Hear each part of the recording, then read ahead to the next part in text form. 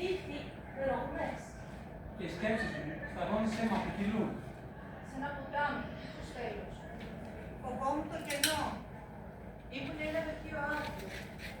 Και δεν έχω παρά τίποτα, παρά μόνο τη μικρό της σιωπής. Σήμερα όμως, λαχταρώ μια τρύπα πιο πλατιά από το φόβο.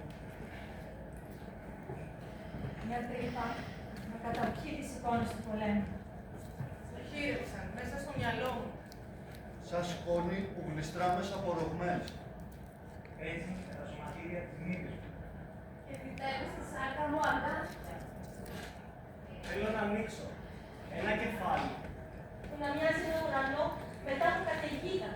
απέραντα. Να με ξεπλύνει από ό,τι σκέπασε ο καπνός. Μια τρύπα που δεν είναι τα μάτια μου. Που έχουν λίμνες χωρίς βροχή. Σιωπή βαθιά να επιπλέει στην επιφάνειά του. Άδεια. Βεσπική θάλασσα. Στέρεψε μέσα. Κάθε νύχτα Κάθε νύχτα ανοίγω αυτή την τρύπα. Βγάζω από μέσα φαντάσματα. Ηχό. ένα πρόσωπο. Αφήνω να περιπλανώνται στις σκιές. Ύστερα και πλήρω πίσω από το παρελθόν. Και βάζω στο κεφάλι μου λουλούδια από φως. Αναμνήσεις